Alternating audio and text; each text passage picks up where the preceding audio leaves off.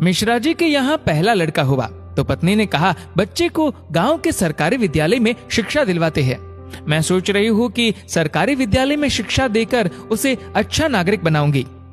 मिश्रा जी ने पत्नी से कहा, अच्छा नागरिक बनाकर इसे भूखा मारना है क्या? मैं इसे बड़ा अफसर बनाऊंगा ताकि जिंदगी में कामयाब बने। मिश्रा जी सरकारी बैंक में मैनेजर के पद पर थे। पत्नी धार्मिक थी और इच्छा थी कि बेटा संस्कारी बने, लेकिन मिश्रा जी नहीं माने। दूसरा लड़का हुआ, पत्नी ने जिद की, मिश्रा जी इस बार भी ना माने। तीसरा लड़का हुआ, पत्नी ने फिर जिद की, लेकिन मिश्रा जी एक ही रट लगाते रहे, कहां से खाएगा, कैसे गुजारा करेगा, और इस बार भी नहीं माने। चौथा लड़का हुआ। इस बार पत्नी की जिद के आगे मिश्रा जी हार गए। अंततः उन्होंने उसे सरकारी विद्यालय में शिक्षा दीक्षा दिलवाने के लिए भेज ही दिया। अब धीरे धीरे समय का चक्र घुमा। अब वो दिन आ गया जब बच्चे अपने पैरों पे मजबूती से खड़े हो गए।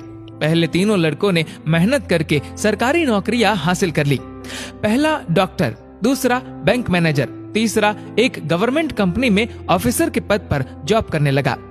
एक दिन की बात है, मिश्रा जी पत्नी से बोले, अरे भाग्यवान, देखा मेरे तीनों होनहार बेटे सरकारी पदों पे लग गए ना, अच्छी कमाई भी कर रहे हैं। तीनों की जिंदगी तो अब सेट हो गई, कोई चिंता नहीं रहेगी अब इन तीनों को। लेकिन अफसोस, मेरा सबसे छोटा बेटा संस्कारी बनकर पासी के विद्यालय में नौकरी कर गांव में ही खेती को संभाल रहा है। जितना वह 6 महीने में कमाएगा उतना मेरा एक अफसर बेटा 1 महीने में कमा लेगा। अरे भाग्यवान, तुमने अपनी मर्जी करवाकर बड़ी गलती की। तुम्हें भी आज इस पर पश्चाताप होता होगा, मुझे मालूम है, लेकिन तुम बोलती नहीं हो। पत्नी ने कहा, हम में से कोई एक गलत है और इस बात का दूध पानी का पानी हो जाना चाहिए।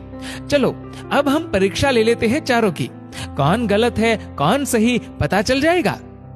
दूसरे दिन शाम के वक्त पत्नी बाल बिखरा अपनी साड़ी का पल्लू फाड़कर और चेहरे पर 1-2 नाखून के निशान मारकर आंगन में बैठ गई और पतिदेव को अंदर कमरे में छिपा दिया।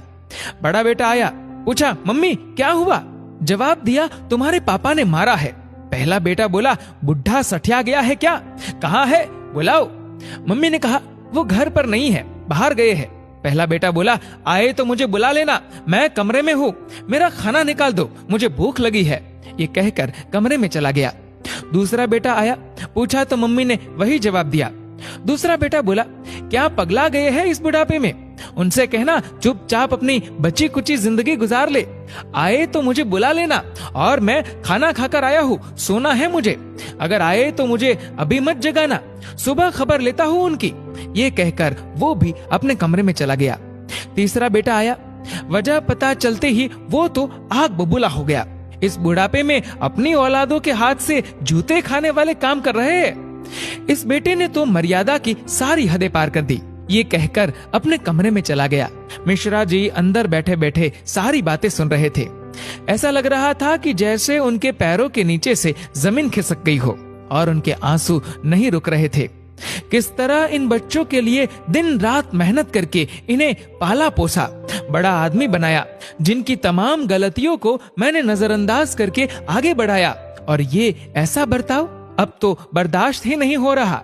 इतने में चौथा बेटा घर में ओम ओम ओम करते हुए अंदर आया। माँ को इस हाल में देखा तो भागते हुए आया। पूछा तो माँ ने अब गंदे गंदे शब्दों में अपने पति को बुरा भला कहा। तो चौथे बेटे ने माँ का हाथ पकड़कर समझाया कि माँ, आप पिताश्री की अर्धांगिनी हो, वो आपके बिना अधूरे है। अगर पिताजी ने आपको कुछ कह दिया तो क्या हुआ? मैंने पिताजी को आज तक आपसे बदतमीजी से बात करते हुए नहीं देखा। वो आपसे हमेशा प्रेम से बातें करते हैं।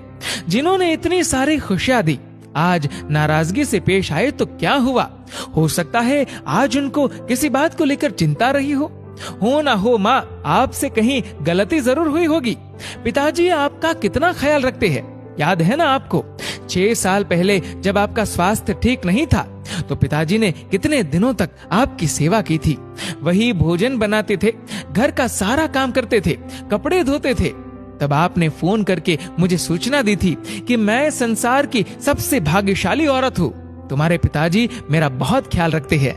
इतना सुनते ही माँ बेटे को गले लगाकर फफक फफक कर रोने लगी। मिश्रा जी आंखों में आंसू लिए सामने खड़े थे। अब बताइए क्या कहेंगे आप मेरे फैसले पर? पत्नी ने मिश्रा जी से पूछा। मिश्रा जी ने तुरंत अपने बेटे को गले लगा लिया। मिश्रा जी की धर्म पत्नी ने कहा, ये शिक्षा इंग्लिश मीडियम स्कूलों में नहीं दी जाती। ये शिक्षा तो परिवार के व्यवहार व संस्कारों से मिलती है। अब मिश्रा जी को एहसास हुआ, जिन बच्चों पर लाखों खर्च करके डिग्रियां दिलाई वे सब तो नकली निकले। जीवन का अंतिम समय कैसे व्यतीत होगा, इसका फैसला आपका धन नहीं बल्कि आपके द्वारा किए गए व्यवहार और दिए हुए संस्कार तय करेंगे। दोस्तों, इस वीडियो को लेकर आपकी क्या राय है नीचे कमेंट करके जरूर बताएगा। और अगर आपको वीडियो अच्छा लगा हो तो इस वीडियो को लाइक करेगा, शेयर करेगा ज्यादा से ज्यादा लोगों तक। और ऐसे ही और भी इंस्पिरेशनल वीडियोस के लिए सब्सक्राइब करें हमारे यूट्यूब चैनल को और फेसबुक पर फॉलो करें हमारे पेज को। धन्यवाद।